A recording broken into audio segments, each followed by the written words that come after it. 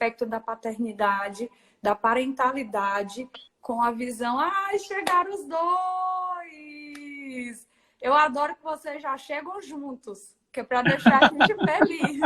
Que é para deixar a gente feliz. Olha isso! Tudo bem, gente? Vocês Tudo estavam bem, assistindo você? futebol, não era? Nós dois somos São Paulino. A gente não estava na final do campeonato, mas a gente Hum, estava assistindo para a gente poder depois tripudiar dos corintianos ou dos palmeirenses conforme o resultado. vocês E o estavam Arthur agora. já ligou para os corintianos tirando sarro, já ligou para os palmeirenses cumprimentando. Ô, gente, o que é isso? Eu acho isso, olhe, é assim, eu atualmente, né, eu nunca fui vir a casaca não, tá? Mas atualmente eu torço pro Bahia. Eu vivo numa ponte aérea, Rodrigo e Arthur, eu trabalho em Salvador, na Bahia, e em Teresina, no Piauí. E meu companheiro me levou para a Arena Fonte Nova para eu assistir um jogo do Bahia. E digo a vocês dois, eu me apaixonei. Eu me apaixonei pela torcida, pela insanidade da torcida, sabe? Eu vi o meu primeiro jogo, Arthur, eu lembro até do que foi que fez eu me apaixonar. Eu vi um adolescente, ele tinha mais ou menos uns 16 anos, assistindo o jogo inteiro de costas para o campo, se benzendo o jogo todo, dizendo, tipo, meu senhor, eu li a mente dele, ele fazia, tipo, meu senhor, deixa a gente ganhar esse jogo. O menino se benzia tanto que eu fiquei muito Tadinho. encantada por aquilo. Eu falei, gente, eu não tinha muita graça no futebol, sabe? Porque eu nunca tinha essa coisa, tinha me pego. Mas no dia que eu vi um adolescente fazer isso, aí mexeu comigo. E vocês dois são paulinos doentes. Então, se a gente fosse da Bahia, nós também torceríamos para o Bahia, que é o tricolor baiano. Nós torcemos Olha, para o tricolor paulista. essa Agora, você falou de informação. Teresina, e Uhum, Teresina é uma cidade que eu gostaria muito de conhecer, por ela ser a única capital do Nordeste que não está na faixa litorânea. Então, exatamente. eu imagino que seja uma cidade que tem uma grande importância, que tem uma grande beleza no seu próprio conjunto, né? Pela sua posição geográfica e pela sua importância para a região. Olha, vou te falar, Rodrigo, Teresina, o que eu acho de mais legal na cidade, na minha cidade de origem, eu nasci em Teresina. O que eu acho de mais legal é o acolhimento, assim. Não é uma cidade com belezas naturais, então a gente, por uma questão política, como sempre, né, nesse país tudo tem um valor político atrelado, né?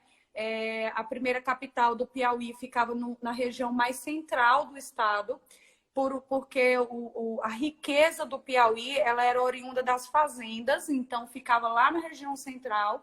E aí, quando foi se fazer a construção, porque Teresina é uma das únicas capitais planejadas do Brasil, assim como Curitiba, por exemplo. E aí, quando foi se construir a capital do Piauí, ficou naquela contenda entre Oeiras, que era a capital, e Parnaíba, que é a cidade que tem um litoral.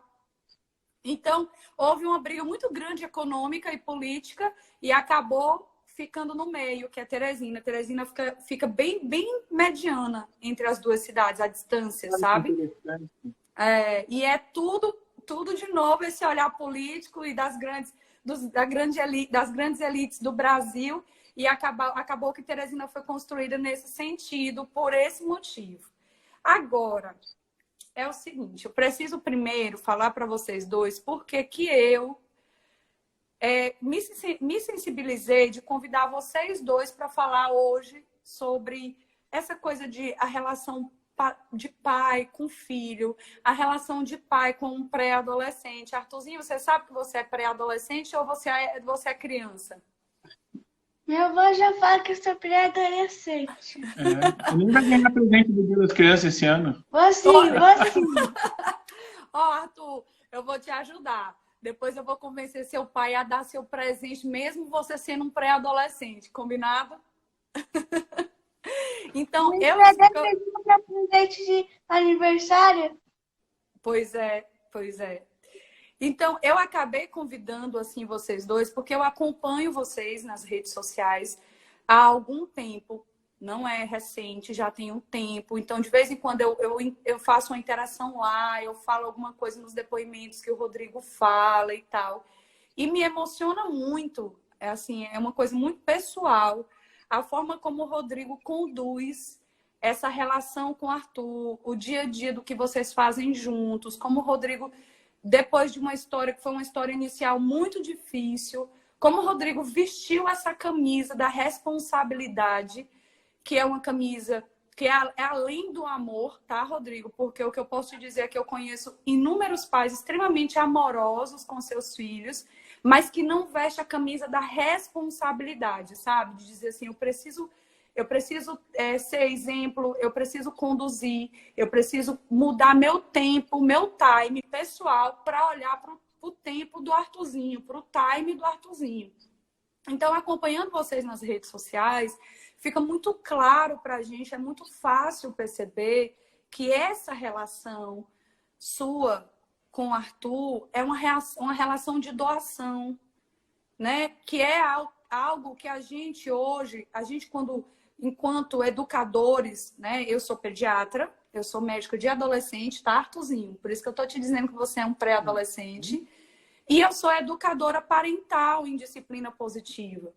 Então, quando a gente entende o papel do ser pai, do ser mãe na vida de uma criança e na vida de um adolescente, a gente sente urgência em encontrar figuras que possam representar essas funções de uma forma mais assertiva, sabe? Porque é carente. Falar de uma mãe, eu vi durante a semana toda, Rodrigo, você escrevendo que estava feliz com a parabenização que as pessoas estavam fazendo, falando, inclusive, que muitos disseram que você era um pai que montaria muito bem a figura de uma propaganda como da Natura, né? Mas que você não se sentia uma pessoa que merecia palmas e aplausos por isso, porque o seu consciente te fala que você está fazendo o que o amor te pede, que é o amor que você tem por Arthur. Só que o que eu quero te dizer, e eu quero te verbalizar aqui, e usar a minha voz como uma voz da sociedade, é que você merece sim palmas, porque apesar de nós sabermos que o amor cuida, o amor ele não é só uma imagem, ele é cuidadoso, muitos pais não assumem essa função. Muitos pais são pais que até estão presentes, né? Cuidam ali alguns momentos, mas não veste a camisa de dizer assim, ó, na educação de Arthur, no dia a dia de Arthur, ninguém vai ser mais importante ou mais dedicado do que eu. Eu vou dividir isso com outras pessoas, mas ninguém vai ser mais do que eu, porque eu sou o pai desse menino, né? Eu sou o pai dessa criança. E você faz isso. Então, receba, abra seu peito e receba os parabéns, porque você merece esses parabéns. E mais ainda, além de você praticar isso no seu dia a dia, você mostra essa imagem para as pessoas. Você vira um exemplo. Então, eu fico emocionada porque eu não tive isso na minha vida pessoal. Eu não tive essa figura paterna presente, dedicada. Não, o meu pai era aquele pai que dizia assim, converse com sua mãe. Sua mãe decide. Ela quem sabe. E, inclusive, assumia aquela postura super comum de que quando alguma coisa dava errada, ele ia ter brigas acirradas com a minha mãe, porque ele não participou de nada, mas ele delegou a ela a função e quando deu errado, a culpa é toda dela. Ele não tem culpa. Não dá. E essa é uma postura que é a postura comum, infelizmente, né? Então, eu quero fazer esse bate-bola aqui, vai ser um papo que eu vou falar com você e com o Arthurzinho, que tem pergunta para você também, viu, Arthurzinho? Tem umas perguntinhas que eu elaborei para vocês. Ó, eu queria que você dissesse para mim um pouquinho da sua história de ser pai do Arthur. Né? Eu sei que você teve uma grande história. No consultório, os meus pais, os pais dos meus bebês e dos meus adolescentes, eles sempre falam para mim assim, Jade, é interessante como o sentimento e a sensação de ser pai, ela não brota quando a gente descobre que a mãe está grávida. Não é assim. Dá aquela alegria, mas você só se percebe pai no dia a dia. né? Com as noites mal dormidas, vendo aquela criança se desenvolver. E aí aquele sentimento de paternidade, ele vai tomando conta da pessoa. Eu quero saber como é que foi para você, Rodrigo. Como é que se constituiu isso?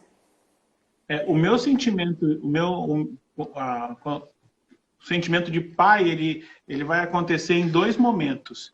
E eles são bem marcados na minha trajetória. Em princípio, ele surge quando a Adriana engravidou. Logo depois, era uma gestação gemelar. E um dos gêmeos ficou para trás. No 3º mês, mais ou menos, um dos gêmeos ficou para trás. Espera só um minutinho. Eu acho melhor você pegar uma almofada para você ficar mais alto. Pega lá umas 2 almofadas. Apareça pra gente, Arthur. Apareça. Você é muito lindo, a gente quer te ver. Aí, quando ela ficou grávida, ela me contou, era uma gravidez gemelar. A gente ficou feliz, como você disse, a respeito dos relatos que você recebe no consultório. No 3º mês, um dos gêmeos ficou para trás, o Arthur seguiu em frente. E na sequência, eu tive um sonho. E nesse sonho, um menininho ruivo... Chamou ele no domingo pra... Vem cá, conta você, vem cá. Deixa eu te ajudar a subir. 1, 2, 3 e... Ai! Mas pai, caindo aqui. Hein? Ai!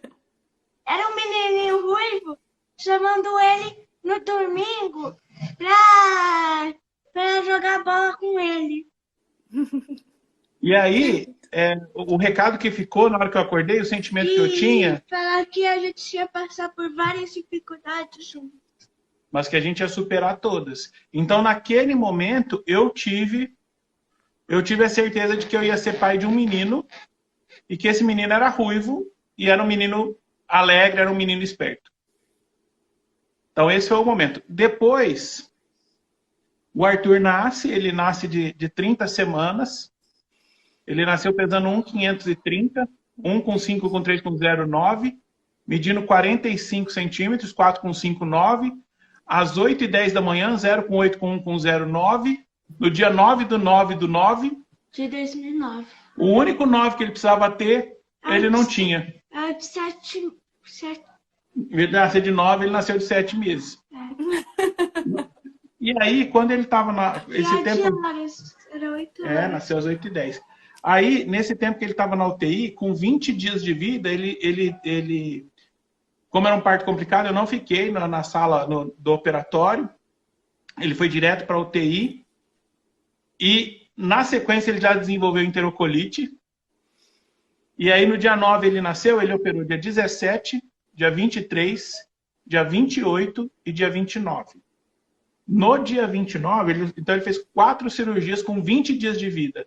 Ele perdeu metade do intestino. No dia 29, 29 de setembro de 2009, pode procurar no calendário, é uma terça-feira, o médico me avisou que ele não sobreviveria até domingo. Ele estava muito mal, ele estava muito ruim. Eu cheguei a comprar um jazigo pro Arthur. Meu Deus. E nesse dia 29, ele teve uma parada cardiorrespiratória dentro da UTI de mais de 2 minutos. Não, mas também era gêmeos. Não, eu já contei que foi. Eu já falei. Eu já falei essa parte. Eu estou perguntando quando que eu me senti seu pai. Aí, o rim dele parou uma vez, dia 5 de outubro, por causa dos antibióticos. Parou de novo, dia 11 de outubro, por causa dos antibióticos. E aí, eu só fui pegar ele no colo dia 23 de outubro. Então, ele nasceu dia 9 de setembro.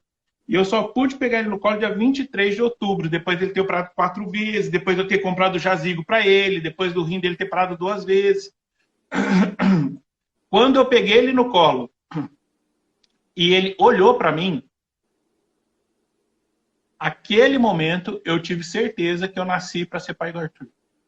Sabe aquela cena que tem na série do Crepúsculo, que quando o lobisomem encontra a filha da vampira, E aí ele vê o filme passar e ele fala assim, eu sou o guardião comigo. Isso aconteceu comigo. Quando o Arthur olhou para mim, a minha vida passou diante dos meus olhos, a vida dele passou diante dos meus olhos, e falei assim, eu nasci para ser pai desse menino. Ninguém mais me separa dele. É. E aí, daí para frente, é essa relação mesmo, né? Então, assim, foi na convivência? Não, não foi na convivência. Foi nesse instante. Foi bem claro para mim. No sonho que me avisa que eu vou ser pai de um menino ruivo, que nós vamos passar por dificuldade e na certeza de que a dificuldade foi superada. A história de vocês é muito única, né? Ela é muito diferente, porque vocês enfrentaram uma batalha pela vida, então isso uniu vocês demais, né? Você se antecipou a essa construção desse sentimento que eu vejo tanto dentro do consultório. Vocês viveram isso antes, porque vocês tiveram que lutar por o básico, porque a gente, quando... Eu tenho algumas crianças que nascem com alguma doença mais grave, sabe? E você vê que a luta que se constitui pela vida daquele filho, ela gera um amor, ela gera uma aproximação que é muito mais rápida, né? É muito mais rápida. E isso fez de você, Rodrigo, você viver outra história, né? E teve, assim, algumas situações interessantes durante o tempo em que o Arthur ficou na UTI, e duas delas em particular me marcaram de alguma forma mais destacada, né? Uma delas foi o seguinte, o meu pai não queria ver o Arthur enquanto ele estivesse na UTI, não queria. E daí, quando o médico falou, olha, ele não vive até domingo, do jeito que está, o intestino todinho esquemiado, vocês devem ter uma má notícia até domingo. Eu avisei meu pai, e meu pai então pediu para visitar o Arthur. Então ele vai visitar o Arthur pela primeira vez quando o Arthur está muito ruim. Aí a pediatra intensivista passa por nós na incubadora e ela pega e desfia o rosário, né? Fala tudo de ruim. Assim, o que você pode falar? Que o pulmão está ruim? O pulmão está ruim. O intestino está ruim? O intestino está ruim. O rim tá ruim, tudo ruim. Tudo. Pelinha amarelada, tudo ruim. Aí meu pai chegou e falou assim, meu Deus do céu, mas a senhora chegou aqui, primeira vez que eu vejo meu neto, a senhora chegou aqui e só deu notícia ruim. A senhora não tem nada de bom para falar? Ela falou assim, tenho. A notícia boa que eu tenho para falar é que o seu neto não sabe de nada. Porque se ele soubesse, ele já tinha desistido. Qualquer outro no lugar dele, passando pelo que está passando, já tinha desistido. E ele não desistiu. E enquanto ele não desistir, nós não vamos desistir também. E o segundo momento que me marcou muito foi o seguinte, o Arthur ele tem um afundado no peito e 3 vergões nas costas. Uhum. E eu peguei e falei assim, nossa, mas o que é isso? Que marca que é essa? Quando ele já tinha saído da UTI. Aí o pediatra falou pra gente, isso aí pode ser, como ele nasceu de 7 meses, os ossinhos dele são mais molinhos, a pele é mais molinha, pode ser que alguém pegou de mau jeito e marcou ele. Reanimação. Aí, então, mas o pediatra falou assim, pode ser que alguém pegou ele de mau jeito e marcou ele. Aí eu fiquei pensando, né, puxa vida, o pessoal da UTI pegou o meu filho de mau jeito, olha só, agora ele vai carregar essa marca para o resto da vida, onde já se viu. Mas pelo menos ele está vivo, né? Mas esse pessoal da UTI também, pelo amor de Deus. E aí, num dos tempos em que eu estava com a minha esposa na UTI em São Paulo, que ela ficou internada em São Paulo, o padrinho do Arthur, o Arthur passou mal, e o padrinho do Arthur correu com ele para o pronto-socorro. Isso eu não sei. Então, presta atenção na história, que essa você não sabe. E aí correu com ele para o pronto-socorro. Então, eu estava no hospital em São Paulo, o Arthur passou mal, o padrinho levou o Arthur para o pronto-socorro. A médica foi fazer o exame nele, tirou a roupinha dele, aí ela falou assim, peraí, esse aqui é o Arthur, filho do Rodrigo e da Adriana? Ele falou, é o filho do Rodrigo e da Adriana. Eu falei assim, eu cuidei dele na UTI. Quando ele estava na UTI, eu cuidei dele. Aí ele falou assim, ah, a senhora reconheceu ele por causa do cabelinho ruivo. Ela falou, não, eu reconheci ele por causa dessa marca. Porque quando ele teve uma parada cardiorrespiratória dentro da UTI, fui eu que reanimei ele.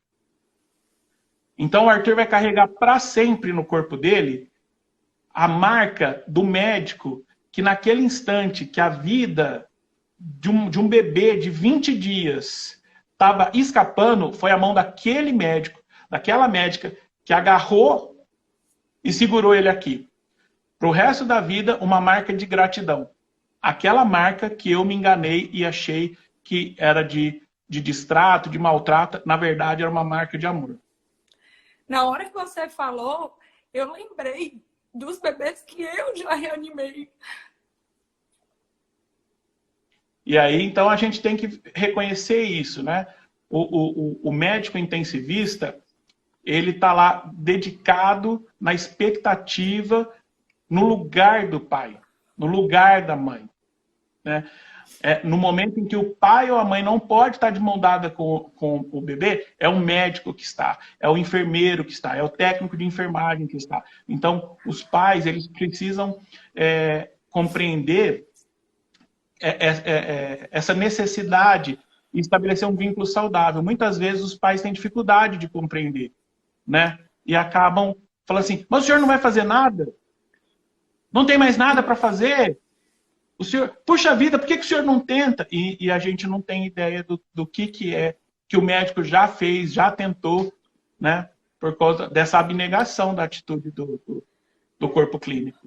Eu posso te falar, Rodrigo, você é uma pessoa muito generosa. Porque eu estava nervosa por essa live, porque eu não sabia como mostrar para você e para Arthur a importância desse exemplo de paternidade que vocês dão nas redes sociais, assim, mostrando o dia a dia de vocês, a amizade que vocês construíram, esse amor, esse carinho que o tempo todo Arthur vai, beija, abraça, passa a mão na barba do Rodrigo, cheira. E eu me preparo para isso e você vem e de uma certa forma, homenageia o trabalho que a gente faz no dia a dia, porque assim, eu sou médica de consultório, mas eu dou plantão e urgência, né? Então, você falando, eu lembrei das vezes que eu passei sufoco, porque quando chega uma criança pra gente na urgência, em parada, ou que vai parar, a sensação que a gente tem, a gente olha como se fosse o nosso filho. Então, eu não sou mãe, mas a gente tem um desespero tão grande que a gente precisa ser treinado em condutas milimétricas, porque a gente não consegue lidar com a ideia de perder uma criança, né? É muito natural na nossa educação a gente entender que o ser humano nasce, cresce, se desenvolve, envelhece e morre. Então, perder uma criança é algo que ninguém aceita. A sociedade não aceita e o médico não aceita. Então, é muito difícil. Ontem eu estava conversando com uma das minhas melhores amigas, que é intensivista pediátrica, e ela estava dizendo, amiga, eu não estou dando conta mais de trabalhar na UTI, porque depois que o filho dela nasceu, ela falou, eu não tenho condição, cada criança que morre, eu adoeço, eu estou ficando muito mal, eu não estou dando conta disso. Então, assim, quando você falou que o tórax dele tinha esse aspecto, eu lembrei dos bebezinhos que eu já fiz. Quantas vezes massagem e a gente tem que afundar o tórax mesmo, porque senão o coração, a gente não consegue comprimir o coração a ponto de ele bombear o sangue para o corpo, né? E o bebê morre. Então, às vezes, é uma caixa torácica muito fininha, então às vezes acaba machucando mesmo, sabe? E que bom que você, nesse seu percurso, pôde depois entender que essa era uma marca de gratidão, né? Eu desconstruí toda a minha live, agora eu não sei nem para onde que eu vou. Já chorei, já tô... Você, sua história, Arthur, e sua história, Rodrigo, são incríveis. E assim, eu queria te perguntar, agora falando do Arthur, no todo o processo de desenvolvimento dele, essa coisa do ser pai, você se tornou pai solo, você ficou um tempo sozinho com o Arthur, né? Você perdeu a sua companheira num acidente de carro, ficou muito tempo com ela internada. E Depois ela veio a falecer, a mãe de Arthur. E esse Sim. tempo que você ficou sozinho com ele, como é que foi essa construção, esse processo? Existem 2 momentos, né, nessa caminhada só eu e ele. O primeiro momento coincide com o final da primeira infância. Então, o acidente da Adriana que levou ela ao coma foi quando ele tinha 3 anos e meio. E então ele era pequenininho e ele não tinha noção do que estava acontecendo, né? Então eu não escondi dele que a mamãe estava doente, que a mamãe estava no hospital e eu precisava ficar com ele. Nunca teve essa fantasia.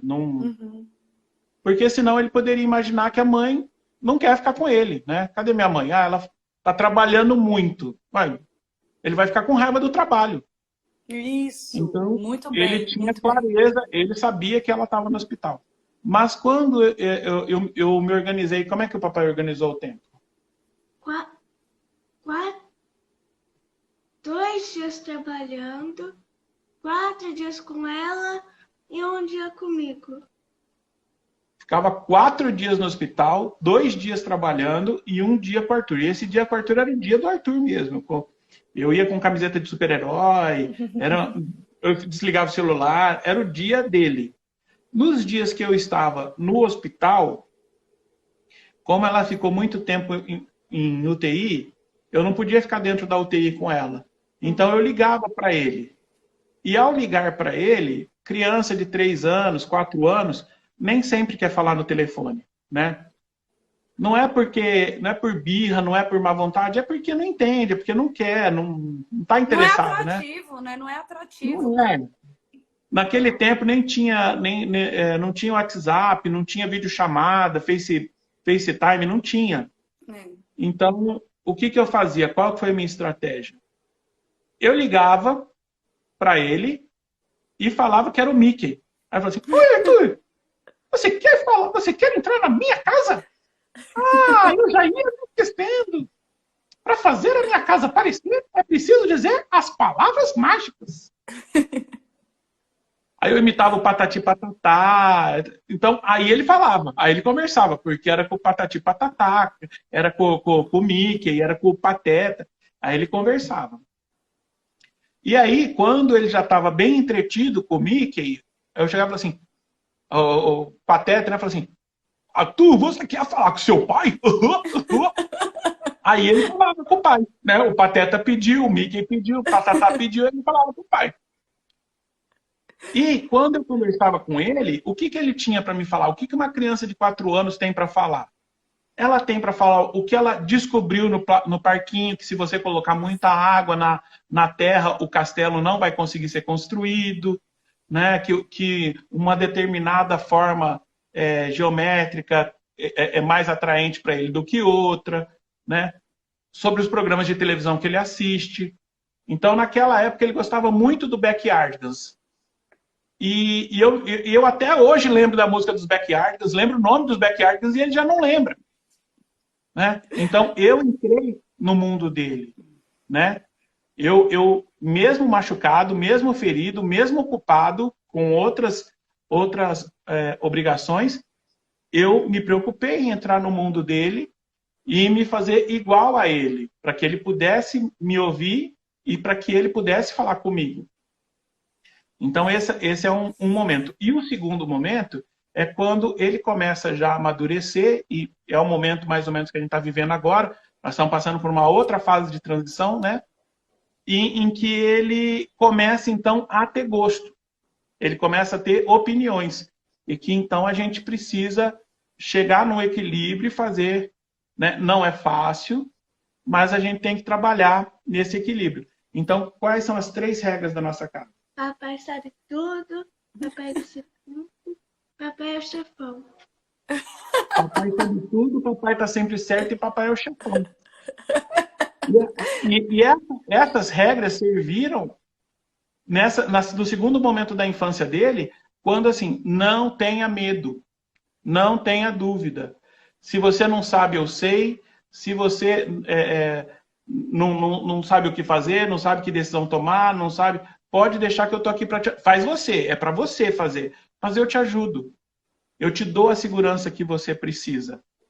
E aí ele começou a desenvolver os gostos dele. Então, por exemplo, ele começou a gostar de música. Claro que eu gosto, né? Eu tenho uma preferência por pop rock, então o gosto dele é parecido com o meu, mas ele tem o gosto próprio dele.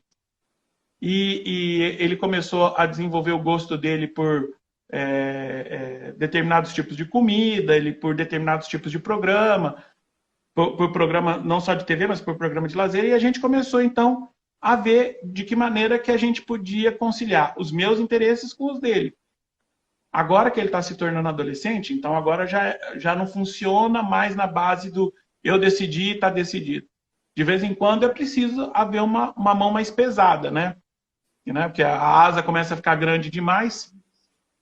Mas eu acho que a gente tem ido bem assim. Assim, a leitura dos processos que você faz é uma leitura muito lúcida, né? Ela é inteligente. Eu falo sempre isso para os meus pais de adolescentes e mães de adolescentes. Eu digo, gente, do mesmo jeito que um cuidador se prepara para ter um bebê dentro de casa, a gente precisa se preparar para ter um adolescente dentro de casa. Porque são viradas de chave. São viradas de chave. A gente, na adolescência, sofre uma grande mudança.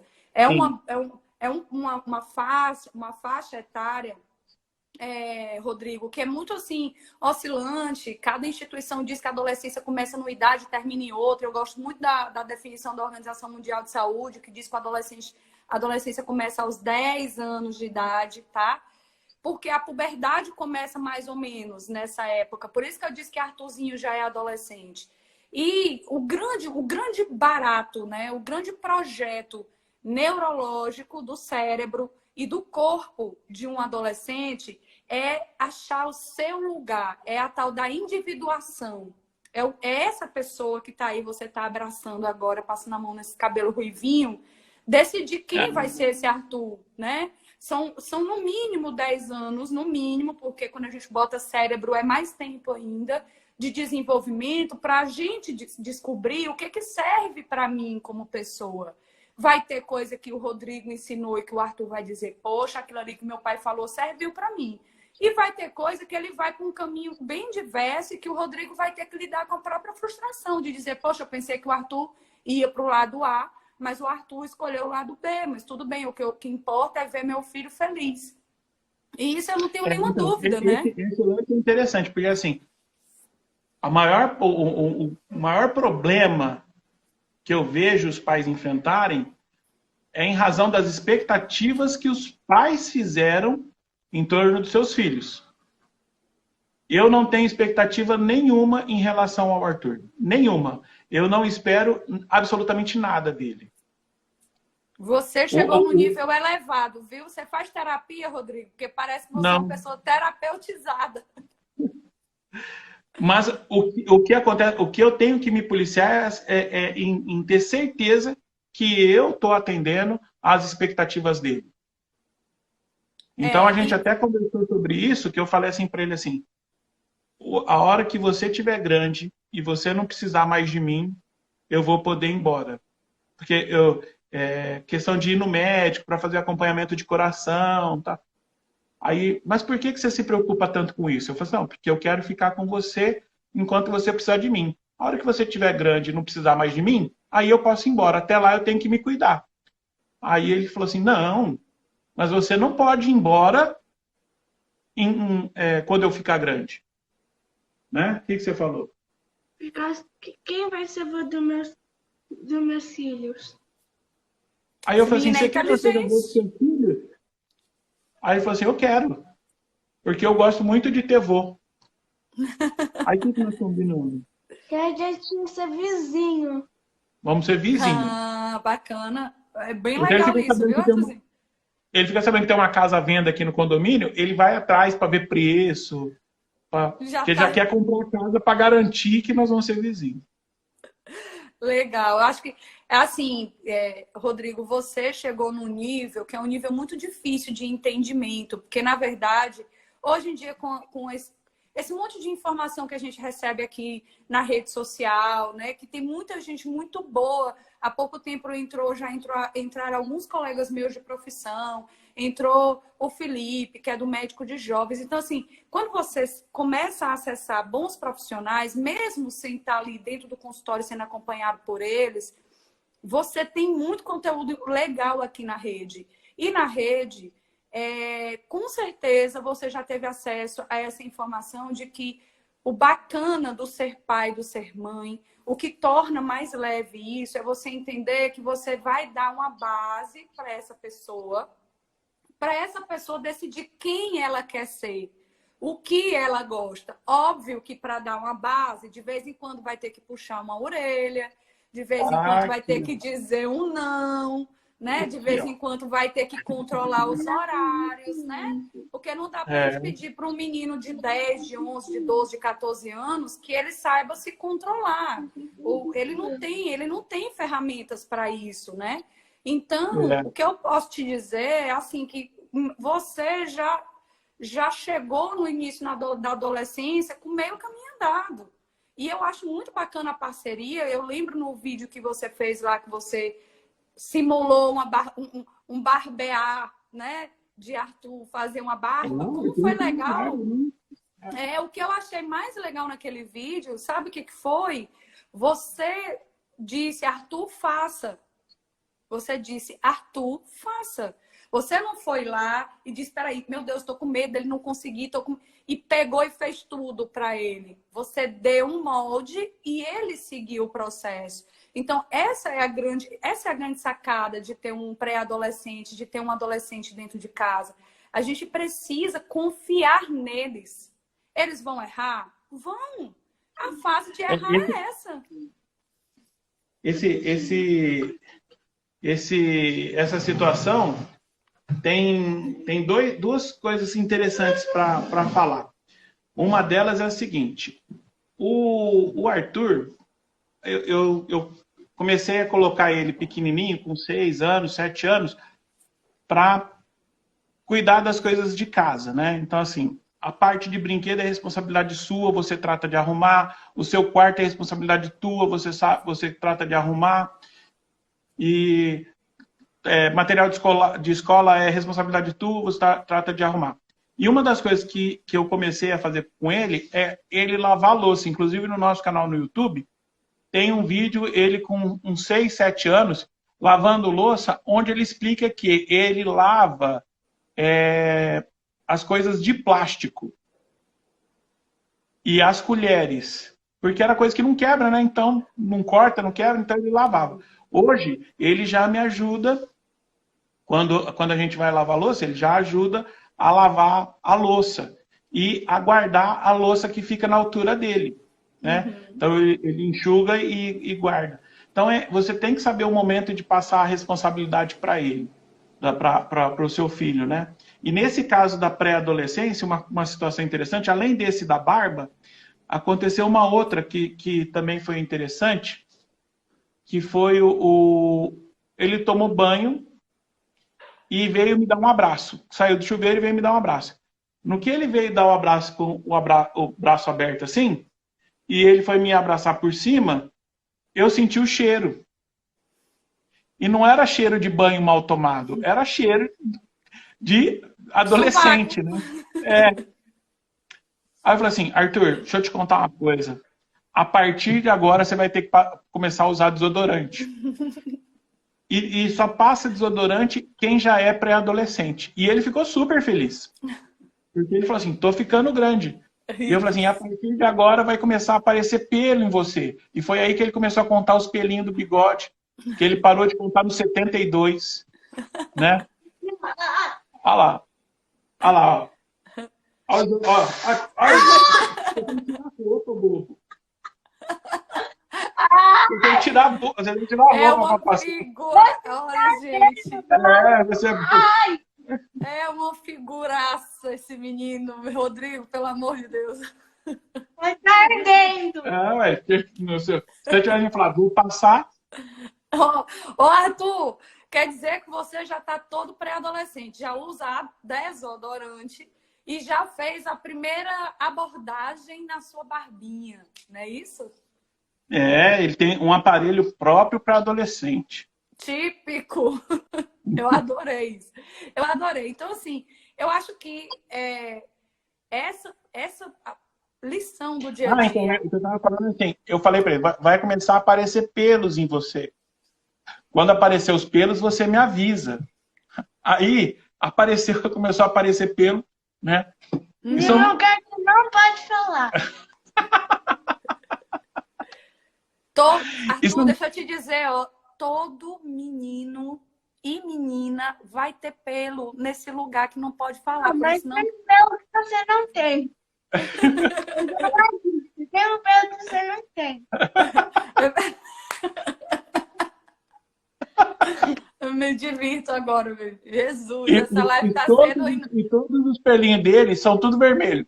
Oh, minha gente, ruivinho, menino. Parece um biquinho leão dourado. E ele adora. Ele tem que se divertir mesmo, porque quando você, Rodrigo, você se propõe a ser o brother, a ser quem acolhe esse menino, ele sabe que ele vai chegar até você, ele vai receber as melhores informações com carinho.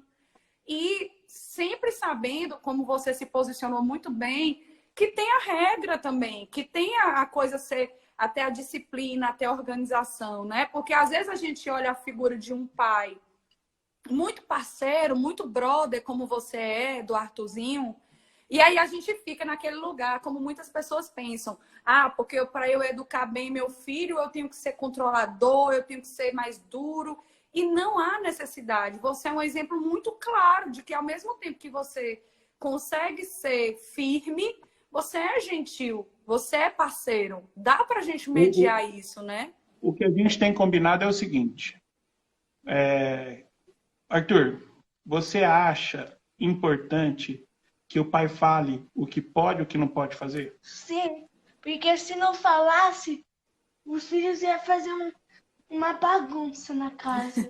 Todo mundo ia fazer o que quisesse. E não ia dar muito certo. Então é importante alguém falar o que pode e o que não pode. Alguém mandar, né? Alguém mandar. E quem que manda?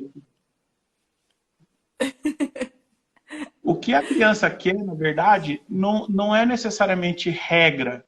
O que ela quer, na verdade, é limite. Ela quer que você estabeleça onde é seguro. Qual é o raio de segurança para ela. É isso que ela quer. E esse é o nosso combinado. Eu falo para o Arthur assim, não tem nada proibido. Você pode fazer o que você quiser. Só que quando você decidir fazer, eu quero que você pense duas coisas. O que o papai vai achar quando ficar sabendo? E se você decidir fazer, é melhor você contar para o seu pai. Porque é melhor você falar para o pai do que outra pessoa falar para o pai.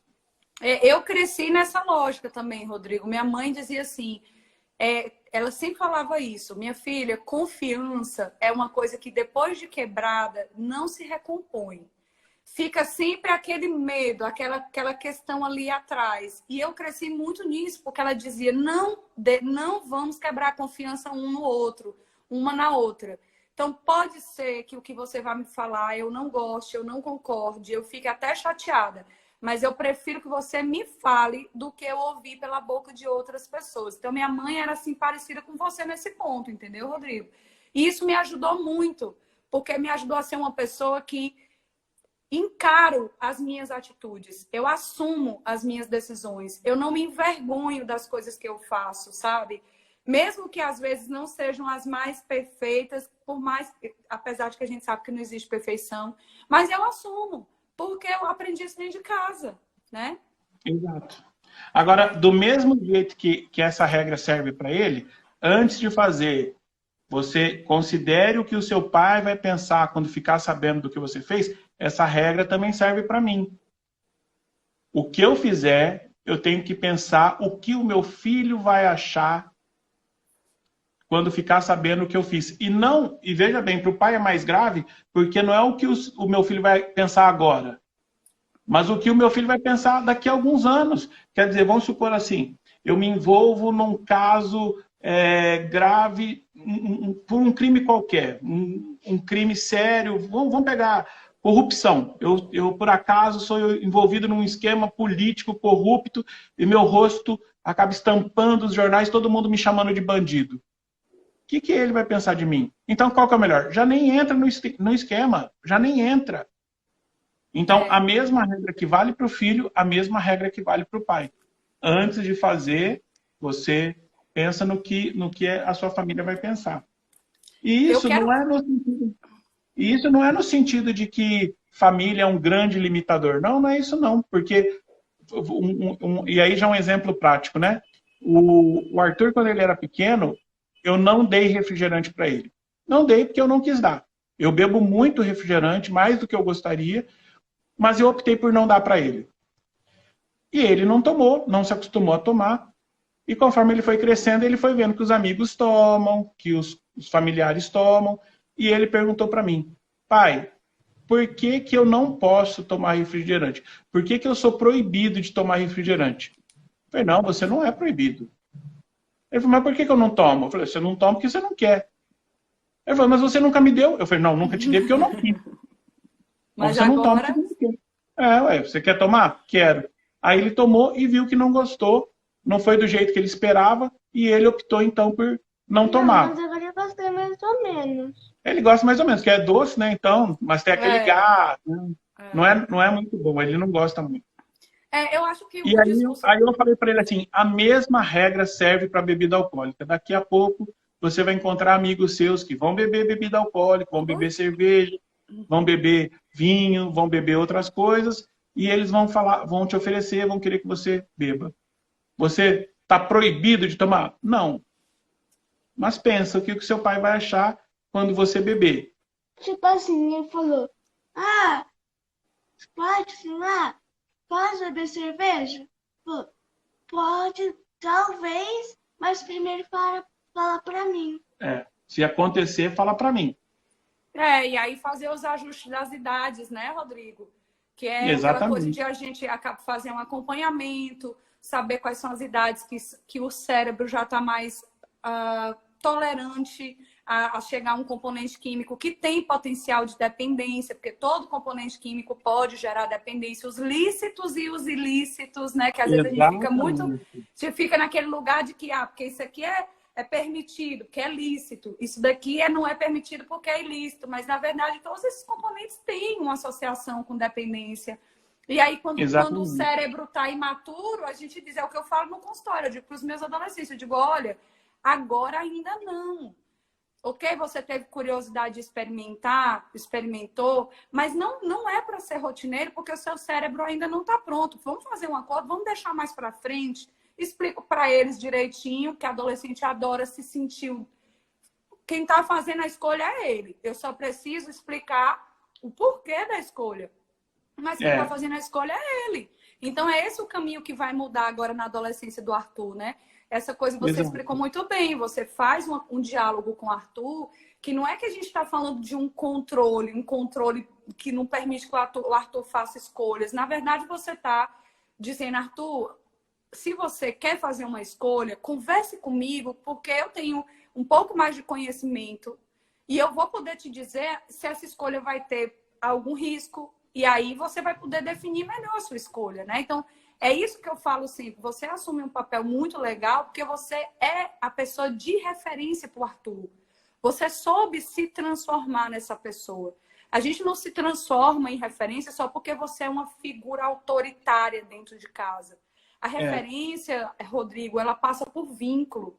A referência, ela passa por isso aqui, ó. Quando a gente faz isso com a pessoa. Então, aquela pessoa, ela é uma referência para mim. É isso que você é com o Arthur. Você é o cara que... Você é o pai que vinculou, sabe? É o protetor. Ele sabe que você é o protetor dele. Ele sabe que você é o exemplo dele. E ele sabe que você vai escutar a necessidade dele. Então, é isso. Vai ter contratempo? Posso te dizer? Vai, tá? Como mestre de adolescente, eu vou te dizer, vai ter contratempo. Mas vocês vão tirar de letra esse processo. E aí, eu quero te fazer mais uma perguntinha. O que é que vocês dois, Arthur, essa serve para ti também. O que é que vocês gostam mais de fazer juntos? O que você gosta mais de fazer junto com o papai? Duas coisas. Duas? Então, Pode fala falar. aí. Eu sei que fala. Jogar Batman Arkham Night. e assistir filme à noite. São dois programas legais. Nesses tempos de quarentena, a gente tá jogando muito videogame e assistindo muita série. A gente tá maratonando muita série. Boa, e é bom que também na série já tem muita assim, ó, oportunidade de conversar sobre vários assuntos com ele quando a gente assiste série, né? Isso é interessante porque aconteceu o seguinte. Eu não lembro que série que a gente assistiu e que tinha... havia cenas de sexo, eventualmente, e aí eu acelerava. Eu não lembro que série que foi. Há 1 ano, 2 anos, eu falava assim, Arthur, vai pegar uma água para mim? Aí ele ia pegar água enquanto eu pulava a cena de sexo. E aí, eu acho que era La Casa de Papel, eu acho. E aí, foi La Casa de Papel. E aí agora, quando teve os novos episódios, ele já tá maior. E aí, quando aconteceram cenas de sexo, a Karina, minha namorada, falou assim, pula para ele não ver. Aí eu falei assim, já tá com 10 anos. Então, assim, Arthur, o que está acontecendo aí? Ele falou assim, é uma cena de sexo.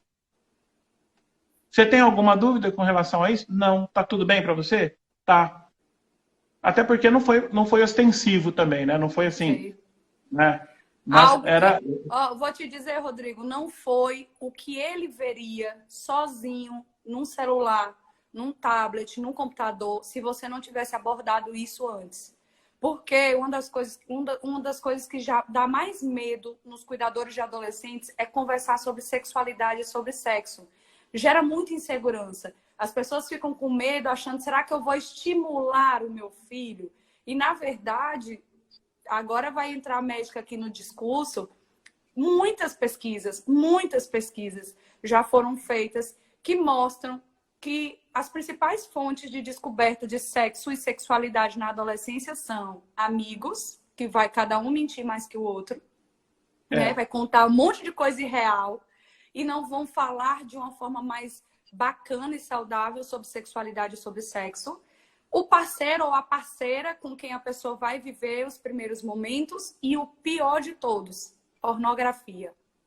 Então, antes você ser um cara que tá ali conversando sobre sexo e sexualidade com o seu filho ou a sua filha, a adolescente, pré-adolescente, explicando para ele de forma saudável que é um encontro de duas pessoas na construção do prazer, que é uma troca bacana, que faz parte da saúde do ser humano, do que você fingir que ele não vai acessar esse conteúdo, aí ele vai para dentro do quarto dele com um celularzinho aqui na mão e ele vê um monte de coisa que é performática, que é desagradável para a construção da saúde de um adolescente, que faz um desserviço na construção na saúde sexual de um adolescente. Então você foi ótimo.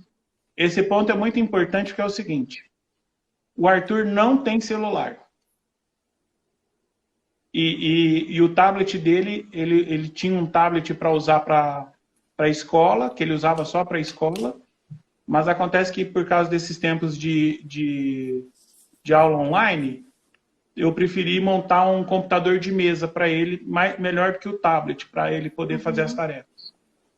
Então ele não está usando mais esse tablet. Mas ele não tem acesso, e não porque está proibido, mas porque não está disponível para ele a esse conteúdo disponível na internet. Né? Ele não tem. Okay. Exato. Não, nem tem isso. É porque ele realmente não tá à disposição dele. Tá. E no quarto dele não tem televisão. No meu também não tem. Não tem no dele? No meu também não tem. E o videogame fica na sala. Então, no quarto dele trancado, isolado do mundo, ele não fica.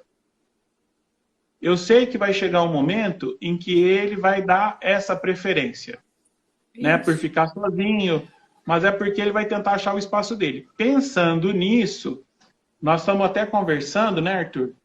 Que nós vamos mudar o quarto dele inteiro para fazer um quarto de adolescente. Nós vamos mudar a cama, vamos mudar o guarda-roupa. Vai fazer uma estante. Vamos fazer uma estante para guardar os brinquedos que ele quer guardar de recordação. Não, estante dos Imaginex. Então, estante dos Imaginex, que ele gosta de bonequinho de super-herói, nós vamos fazer uma estante para os bonequinhos de super-herói. Então, nós vamos fazer essa transição. Meu companheiro está dizendo que a live vai já cair. Como ela vai cair, deixa eu dizer uma coisa para vocês dois. Eu sei que a adolescência de Arthur está chegando, então eu separei para vocês dois presentes, tá? Um é um livro para vocês lerem que chama O Livro do Adolescente. Nesse livrinho aqui tem tudo. Ele é dividido, ele é dividido por temática. Então fala sobre liberdade, limite, sexualidade, namoro, tudo para vocês lerem juntos. E o outro, que é uma coisa que é um pouquinho mais assim lúdica, é um livro de poesias adolescentes, também com as mesmas temáticas, para vocês dois lerem juntos. Então esse é o meu presente para vocês dois. Eu vou pegar o endereço de vocês e vou mandar pelo correio, porque esse é meu jeito de agradecer o fato de vocês dois terem topado essa live, tá? Se você quiser sair e voltar, a gente pode voltar. Ah, pode? Pode. Pode, pois então eu vou encerrar e a gente volta só para se despedir, para a gente falar melhor, porque eu tô na correria. Mas, o presente eu separei com todo carinho para vocês dois, tá bom? É fino ou grosso? A gente vê depois. É fininho, até porque o Arthur está na expectativa das perguntas que você vai fazer para ele. É isso mesmo. Peraí, eu já vou encerrar aqui para a gente voltar. Beijo. Então tá, beijo. Viu? Tô aqui já te elogiando, Arthur, porque você me fez sorrir demais aqui nessa live com sua esperteza, viu? E vou ele ficou muito feliz com os livros. Os livros são fininhos, tá vendo? Mas qual que é o seu plano do livro? Vou na minha estante de livro. Aí agora eu vou te falar, Arthur, esse livro aqui, que é o livro do adolescente, rapaz, esse livro aqui, ele é meu preferido. Eu indico para todos os meus pacientes, porque ele é assim, para quem está na sua idade. Como ser adolescente? Como ser adolescente? Sobre como ser adolescente. Isso, fala sobre todas as questões da adolescência. Amizade, autoestima, as mudanças do corpo, fala de tudo. Jogos, games, internet, fala de tudo, tá? E aí, deixa eu te fazer as minhas perguntas que eu vou fazer para ti, tá bom? Primeiro, eu quero te perguntar o que é que você mais gosta de fazer quando você tá sozinho, tipo no quarto ali, antes de dormir, que você tá com seu pai. O que você gosta de fazer? Você gosta de... Outra série. Série. Então, série é um momento, você adora série, tudo é série. E qual é a série que você mais gosta? Olha lá, qual que é a série que você mais gosta? Antes de dormir, The Big Bang Theory. Isso, e tem outra que você gosta? No começo da noite é Ponto Cego. Eita, são séries densas, hein? Não é série bobinha. Ele gostava, quando ele começou a assistir série, eu percebi que ele tinha uma preferência por séries que tinham uma temática de resolução de problema, né? Ele gostava mais de drama, mais de ação.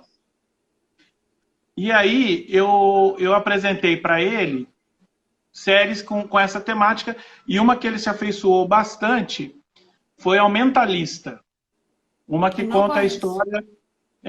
agora ela está na Globoplay. Antes ela tinha no Prime Video. Eu não sei se ainda tem no Prime Video, mas ela também tem na Globoplay. Tem 7 temporadas. Eu tenho na Globoplay. Na Globoplay tem 5 temporadas. Ela tem 7 ao todo. No Prime Video tinha 7. A gente assistiu E aí a temática é uma pessoa que se diz médium, mas por uma razão que eu não vou dar spoiler aqui, ela não é mais médium, não, ela se revelou um farsante, um vigarista, mas que ela é uma pessoa que presta atenção nas coisas. Então usa isso, né? Ele usa isso para ajudar a resolver crimes. E ele quer descobrir quem matou a mulher e a filha dele. Exatamente. Tá. Então, só que ele é um personagem, o mentalista é um personagem leve e a temática do seriado é um pouco mais pesada. Quando a gente acabou de assistir o Mentalista, eu falei, a gente passou a assistir Psyche. Não, foi... Ai, não. Não, foi Psyche. O Psyche também é um cara que finge que tem poderes também mediúnicos. Mas, na verdade, o Mentalista, ele fala que não tem nada. E o Psyche fala que tem poderes. Ele também não tem. Que lê a mente. E ele é mais comédia, ele é mais engraçado do que o Mentalista. E ele está disponível aonde? No Prime Video. O Psyche está no Prime Video. Tá. Aí, quando eu percebi que o Arthur gostou da comédia do Psyche, eu apresentei para ele ao Brooklyn Nine-Nine. Que também é comédia. Que é policial. Tal. E aí ele se divertiu demais com o Brooklyn Nine-Nine. Esse aí meu marido adora, assiste toda hora. Eu não acho engraçado. Eu sou uma pessoa. Nós assistimos todos. Eu sou uma pessoa muito ruim para comédia. Eu digo a vocês dois, eu sou péssima para comédia, sabe? Eu sou aquela pessoa que gosta do romântico, que eu vou chorar, entendeu? Eu sou muito assim, ó, aquela coisa melosa. Série romântica que eu assisti recentemente foi Modern Love, na verdade. Modern Love no Prime Video. Só que como ele não curtiu, eu acabei assistindo sozinho. Beleza, a Karina não vai curtir. A Karina assistiu comigo alguns episódios, né? Mas não era sempre que ela... Que tem a Karina aí também, para trazer uma coisa mais romântica para esse negócio, tá bom? Aí, como ele se identificou com o Brooklyn Nine-Nine, e que são episódios curtos e engraçados, aí o padrinho dele gosta do Big Bang, eu gosto do Big Bang, e aqui em casa a enciclopédia está na altura dele, para ele poder mexer na enciclopédia. E ele começou a estudar sobre física, então ele começou a ter curiosidade com a história do Albert Einstein, com a história do Stephen Hawking, e no Big Bang fala muito sobre, com tons de comédia, mas fala desses físicos. E aí eu mostrei para ele o Big Bang e ele está apaixonado pelo Big Bang. Tanto é que o presente dele de aniversário esse ano vão ser camisetas do Sheldon Cooper. Olha! Que maravilha! E olha, ele vou dizer agora, tá deixa eu falar com meu parça, que é Arthur. Arthur, você é meu parça. Eu vou dizer uma coisa agora para o Rodrigo. Rodrigo, apesar de o Arthur, parça é parceiro. Não, mas... Por quê? Eu vou te dizer por quê. Porque eu vou te ajudar agora, tá? Apesar de Arthurzinho já estar na adolescência, eu sou uma médica de adolescente que acho que nesse começo da adolescência, nessa fasezinha assim, 11, 10, 12 anos, ainda cabe um presente do Dia das Crianças. Porque essa transição para uma adolescência mais clássica, mais, a gente fala a fase mais média da adolescência, ela é lenta, ela é gradual. Então tem hora que eles vão se sentir criança, tem hora que eles vão se sentir adolescente. Eles são muito ambivalentes, né? Eles ficam ali flutuando. Então, dá um presente para eles do Dia das Crianças, dá. Então, ele tem que escolher, né? Quem sabe ele pega mais camiseta, né?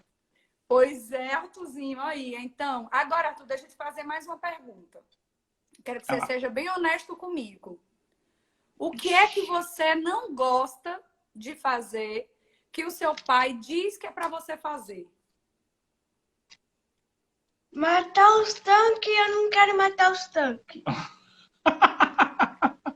Mas aí você tem que explicar. Mas eu não quero matar os tanques, você me obriga a matar os tanques. É que hoje a gente brigou. O que é esses tanques? Que eu não sei. Hoje a gente brigou por causa disso.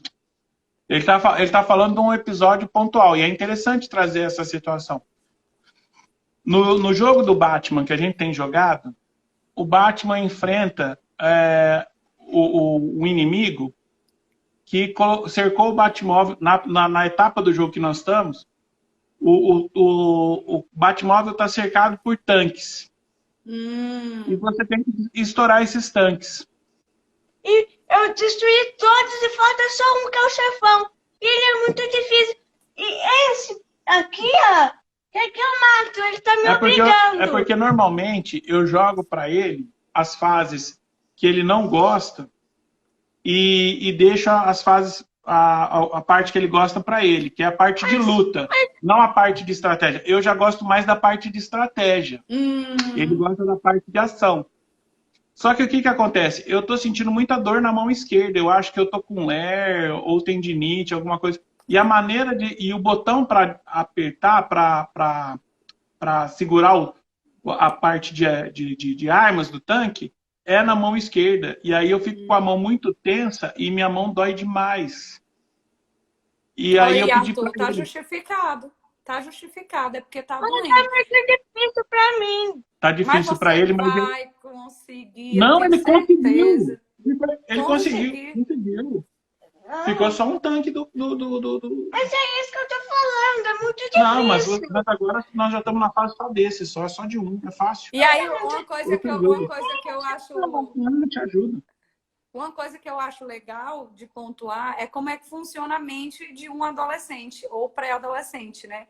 Eu pergunto uma coisa que ele quer, que ele não gosta de fazer e que você pede para ele fazer, e a mente dele pensa naquilo que é o mais imediato, aquilo que é o que aconteceu próximo, que deixou ele irritado próximo, porque o adolescente, muitas vezes no dia a dia, Rodrigo, você vai ver isso à medida que ele for se tornando mais adolescente, o tempo dele, a temporalidade dele é muito diferente da nossa, do adulto, né?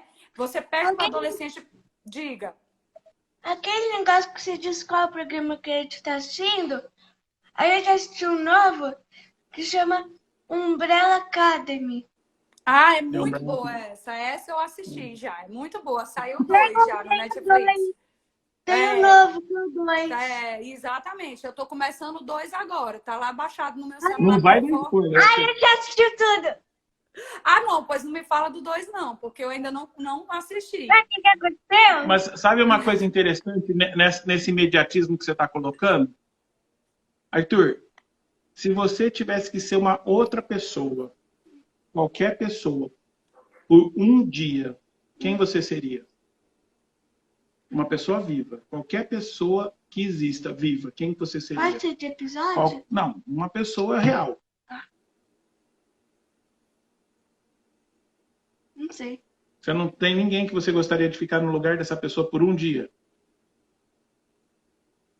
Você já dá muito trabalho no trabalho. Ah, eu já dou muito trabalho. Não, no trabalho. Tá, pode ser um personagem se você quiser, vai. 5. O 5 do Umbrella Academy? Há mais ou menos... Há pouco mais de 6 meses, eu e ele fizemos uma brincadeira baseado no programa do Fábio Porchat, que chama Que História é essa, Porchat? E ele faz essa pergunta, né? Na primeira temporada, ele fazia essa pergunta.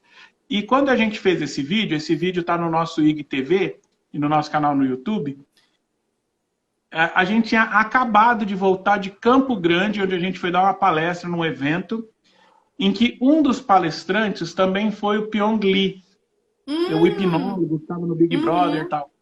Quando eu fiz essa pergunta há pouco mais de 6 meses para o Arthur, naquela época ele falou que ele queria ser o Pyong Lee. E agora ele quer ser o 5. Não, mas também antes disso, mais ou menos 2 meses antes, eu queria ser o Sheldon Cooper. Ah, tem essa também. Quando tinha um mentalista, ele quis a roupa do mentalista. Então a gente comprou terno, colete. A Karina deu para ele um conjuntinho de terno com colete e tudo, para ele andar igual o mentalista. estava assistindo Psyche, aí ele queria usar as roupas do Shawn Spencer. A bermuda, a camiseta. Agora que ele está assistindo Big Bang, ele quer usar as roupas do Sheldon Cooper. Então É muito isso, assim. Então, às vezes, por exemplo, eu tenho uma dificuldade grande com essa coisa da relação parental com os adolescentes dentro do consultório, porque não dá para a gente convencer adolescente projetando coisas para quando ele for adulto. Você entende? Então, às vezes, eu preciso modular uma alimentação que não está legal. Não adianta eu ficar falando para o adolescente que ele tem que comer adequadamente, porque senão ele vai ficar hipertenso cedo. Não adianta, isso não vai rolar com o adolescente. Então, é mais uma lição bacana. Você vê como é que é no agora, né? É o que importa agora para eles, né? É muito legal isso. Muito legal. Arthur, e mais uma pergunta agora. Na verdade, é uma pergunta não, é um pedido. Eu queria, sabe, que assim, você dissesse para o seu pai, que você fizesse um agradecimento para o seu pai, dizendo para ele o que você acha dele como o seu pai. Como é ele como seu pai? Fala para ele, fala para mim, fala para todo mundo que está ouvindo aqui a gente. Ele é a luz da minha vida. Ele é o caminho. Não. Toda hora eu tô confundindo. É que você faz pra mim, aí eu me confundo. Você tá querendo me imitar, ué. Mas claro, né? Fala você, do jeito que você pensa. Fala com a cabecinha de melão. É você o caminho. É porque, assim, o que ele tá querendo falar... Você é o caminho e... Não, eu vou tirar essa frase de você agora. Não. O que ele tá querendo falar é o seguinte. Muitas vezes as pessoas me perguntavam como foi possível, apesar de passar por tantas turbulências, a gente conseguir seguir adiante. Aí eu falava assim, foi pelo exercício... lembrei. Foi pelo exercício da fé. Então, assim, nós somos católicos, eu e o Arthur. E eu tenho convicção de que Jesus é o nosso guia, é o nosso mestre, é o nosso Senhor. Não tenho dúvida nenhuma disso. Então eu falo assim, Jesus é o caminho, mas o Arthur é o meu GPS. Eu não saí do caminho por causa dele. Tudo que eu fiz, toda a minha orientação, o que me manteve na linha foi ser pai do Arthur. Então o que ele está querendo falar assim, o papai é a luz da sua vida e o seu GPS. Sim. É isso que ele quer falar. Bonitinho. Ele fica querendo falar que Jesus é o caminho e que ele mesmo é o GPS. Porque ele tá copiando você, né? Mas ele é o seu GPS e é muito lindo ele ter essa consciência, você sempre ter deixado isso muito claro para ele, né? É assim, para mim, essa live é uma live que não tem nada de técnica, né? Não tem nada do que eu costumo fazer, que são lives com profissionais de saúde. Amanhã mesmo eu tenho uma live com um psiquiatra super competente daqui de Salvador, para a gente falar sobre a saúde mental do adolescente nessa pandemia, né? Essa coisa da depressão, do isolamento e tal. Então, assim, essa live era totalmente diferente de tudo, assim. Eu realmente quis homenagear vocês dois e eu acho que é um lugar de carência pessoal. Eu sou uma pessoa que criou sem essa presença, cresceu sem essa presença paterna forte. Eu sou uma mulher que estou aí caminhando para engravidar, para ter meu próprio filho. Então, eu fico ali pentelhando o juízo do meu companheiro, que está inclusive aqui, ele está aqui. Eu fico pentelhando ele, dizendo, amor, olha, assim, eu sou uma mãe... Oi? Agora eu tô confuso. Seu companheiro é seu filho ou seu... Não, meu companheiro é meu marido. Meu companheiro é meu marido. E a gente não tem filhos ainda, Arthurzinho. Não tem. É que, na verdade, olha só que interessante a colocação dele. Quando você fala companheiro, em vez de marido, em vez de namorado, em vez de qualquer outro adjetivo, ele associa a vivência dele. Porque quem que ele é meu? E que eu sou dele? Pai e companheiro. Uhum. E ele é meu filho e meu companheiro. Então, quando você fala companheiro, ele fala assim, mas peraí, ela falou que não tem filho. Eu sou companheiro e eu sou filho. Que filho, vai? Então, você Não, vê, assim, Arthurzinho, companheiro é assim, o parceiro, é a pessoa que a gente divide a vida, é a pessoa que é nosso apoio. Então, meu companheiro é o né? meu marido.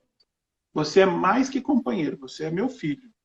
Nós somos companheiro e filho. E Então, mas filho. eu com marido em vez de falar Poderia, mas é que ela preferiu usar Poderia. companheiro. Aí eu fiquei confusa. Tudo bem.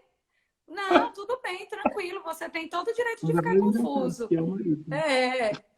Desculpa que eu deixei você confuso, mas entenda. Você aprendeu mais uma coisa, que companheiro pode ser várias pessoas na nossa vida. Pode ser um amigo, pode ser um filho, pode ser um marido, pode ser uma A esposa, Caterina é nosso companheiro aqui. Ó. uma namorada, né? Então, eu fico pentelhando muito, sabe, Rodrigo? Eu fiquei super feliz, porque meu marido assistiu a live toda e eu fico o tempo todo pentelhando ele. Eu acho que é um lugar ainda meu, né, de querer que meus filhos tenham uma outra paternidade, tenham a presença de um outro exemplo de pai. E aí, para mim, é muito importante saber que a forma de ser pai, né, o olhar do que é a paternidade está mudando. Eu vejo isso dentro do consultório. Quando eu comecei a fazer pediatria, as mães sempre iam sozinhas para a consulta, os pais nunca estavam presentes. No máximo ia na primeira consulta, depois não ia mais. Eu sei que tem uma questão de trabalho também, mas a mãe trabalha também, né? E a mãe sempre vai e o pai não vai. Então a gente tem que até, quando justificar as coisas, a gente precisa entender essas justificativas, né? Nessa situação de pandemia, agora, eu trabalho, eu sou diretor da empresa de saneamento aqui da nossa cidade, sou diretor jurídico. E por ser serviço essencial, a gente não parou de trabalhar. Então, eu tenho ido todo dia, numa jornada reduzida, mas eu vou todo dia. E a Karina, ela está em home office, então ela fica com o Arthur enquanto eu vou trabalhar. Aí, a dentição do Arthur, os molares começaram a cair, ficou com pouco espaço para o pré-molar, precisou colocar o fixador e tal. Aquela situação toda, né? E precisava ir ao dentista. A Karina levava ele ao dentista, porque eles estão juntos aqui em casa, então ela levava ele. Mas eu também ia, porque faço questão de ir.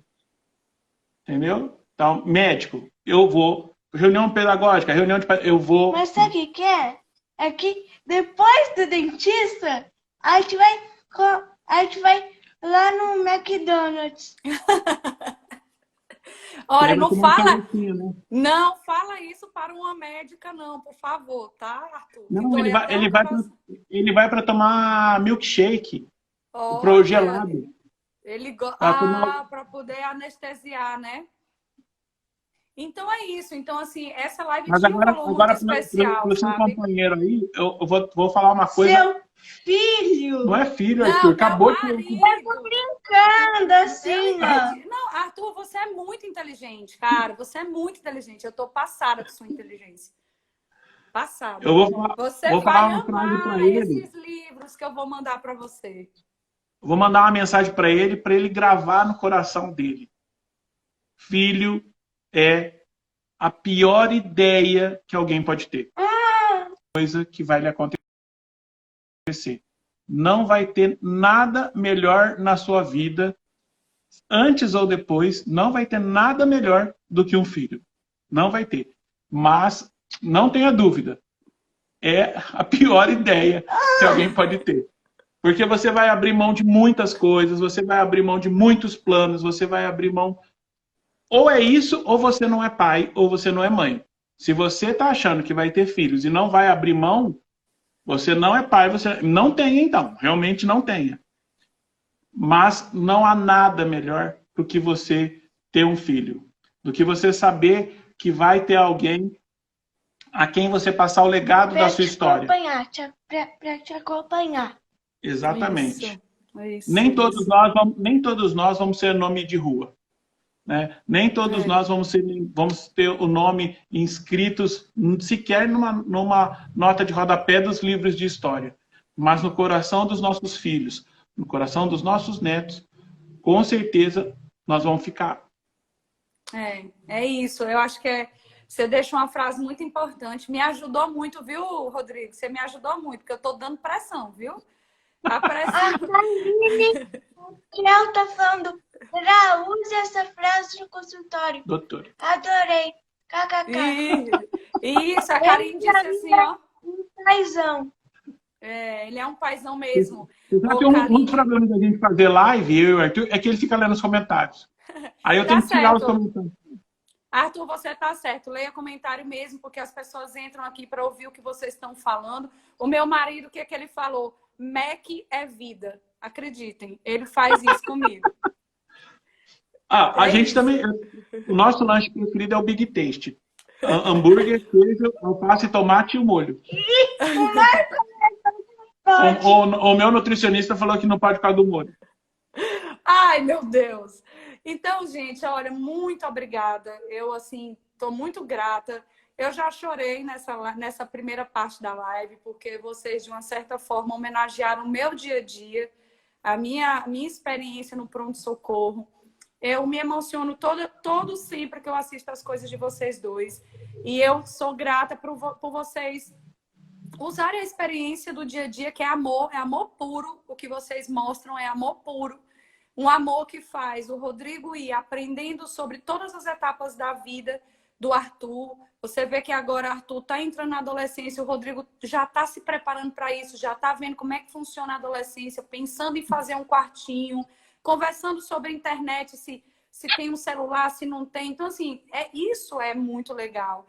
E é por isso que eu... Com 12 anos. Então, é uma boa idade, inclusive. E aí, assim, é só gratidão. Arthur, parabéns. Você é um filho lindo, lindo, maravilhoso. Você é um companheiro maravilhoso, tá? Rodrigo, não tenho palavras para te agradecer. Não tenho palavras, tá? Você sabe que ele não ouviu o que você estava falando, porque ele estava lendo comentário. Tava lendo? Eu disse... Ele falou que o Mac, o Big Taste, o Cheddar, Mac Melt são os melhores. Esse que tá falando isso é o meu marido, meu companheiro. Pode dar um oi aí para ele, porque ele me mata. Inclusive, Rodrigo, uma das nossas... Olha só, eu não tô nem grávida ainda, tá? A gente tá só planejando. Uma das nossas contendas... Eu combinei com ele que não pode levar as crianças na primeira infância no MEC. Eu combinei isso com eles. Não pode, porque eu sou pediatra, você vai levar as crianças na primeira infância, não pode. Depois, quando eu tiver mais velho, ok, quando eu tiver de plantão, ele pode até levar, mas no começo ele vai me infartar se ele fizer isso. Porque eu sou a pessoa da comida dos vegetais, das frutas. Olha só como é que tá aqui em casa, tá? Então, meninos, muito obrigada. Um beijo em vocês dois, um abraço grande, viu? Prazer enorme ter ficado aqui. Foi muito bom. Dá um abraço pra Karina também. Um abraço para você e pro Jorge, né? Porque o Jorge acompanhou a gente aí, né? Ele estava ligado aqui em tudo. Um beijo, meninos. Depois eu vou pegar o endereço de vocês para mandar os livros, tá bom? A gente manda sim. Beijo, tchau. Beijo, tchau.